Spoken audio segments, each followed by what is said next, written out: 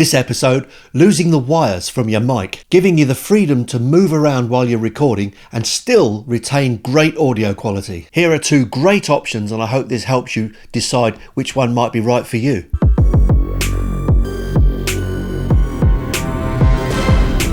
This is the Rodelink. It comes with a decent lavalier as well. The Wireless Go comes with its own microphone built in, although you can still put a lavalier into it as well. Difference in size is quite amazing, isn't it? Both the transmitter and the receiver are a plastic design, really lightweight. And since the transmitter has its own microphone built in, this is great for planting. I don't mean as a plant though, I mean actually put in the scene.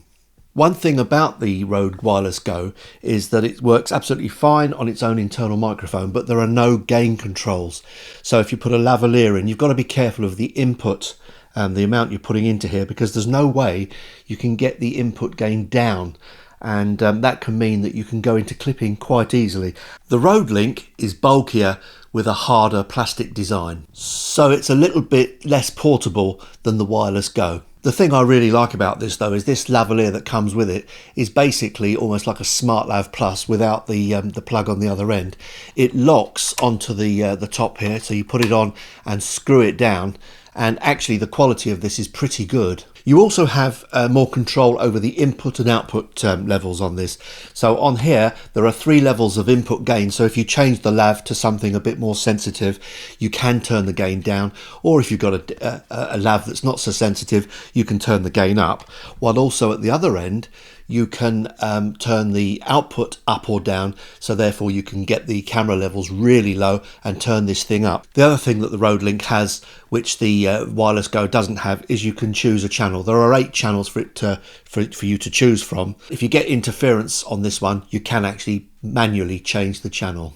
Okay, now at the moment I'm using the Rodelink and I've just put it in my pocket. The one thing that is nice about the Rodelink actually, although it's quite a bulky thing, it's easier than a recorder to get into your pocket, so it's in there. It's a bit chilly and it's also a little bit windy. So this is the sound of the Rodelink, and on both I'm just going to use what comes with the package. So with the Rodelink you get a lavalier which goes into the transmitter, and with the Go there's a wireless inbuilt. So let's see what this does as far as range goes. So you know, at the moment good vlogging distance, about 4 feet away, 5 feet away. So this would work dead easy. So now I'm going to get a bit further away. Okay, now I'm quite a long way away already, and we've got parakeets squawking up there. You can probably pick those up. Now the one thing about wireless microphones is the fact that everything that get in the way, like your own body, can shield the signal. So at the moment I'm facing the camera, and this is actually quite a long way. I dread to think how far this is. It's probably about 40 feet, 30 feet, 40 feet. So if I now do a circle, I've now got my back to the camera.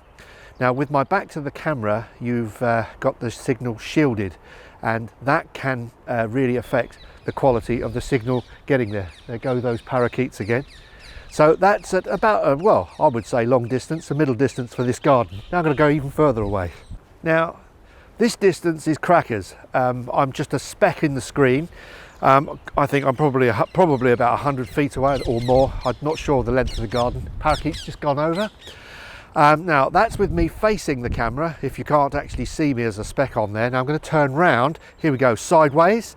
That's with me looking sideways, and I now have my back to the camera. But these kinds of tests can be a little bit silly, because no one in their right minds really wants to do a lot of filming with someone so far away in the screen. So you know, this is a reliable, what I'm trying to show is this one is actually reliable if you want to, say, take a picture of someone up on a cliff further away, whatever, down on the beach, and it will pick them up. But don't forget to get your microphone before they get in the sea. The nice thing about the Rode Wireless Go is its size. That's really its unique selling point, and it's so tiny I can actually keep it in my pocket. And there's the transmitter and receiver all in one bag. So I'm going to try this one now. This is the sound of the Rode Wireless Go, and it's in the microphone. The transmitter unit is here, and it's in exactly the same position as the lavalier was a minute ago. So this is the sound from short distance, and I'm sure this is perfectly okay. It's a normal type of vlogging distance, in fact a little bit too far away, so because for vlogging distance you'd be more like to be there.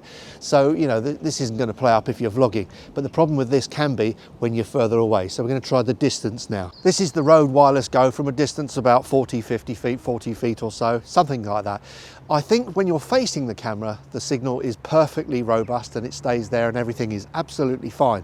The problems can start now when you do the turn. So this is to the side with the camera still looking at the transmitter, so we're all still okay, but it may disappear. Sorry if it does, but now I've got my back to the camera and I'm looking exactly the other way, and when I had my back to the camera, if I clipped out on that one, that's because my own body was masking the signal, and that is the problem with the Wireless Go.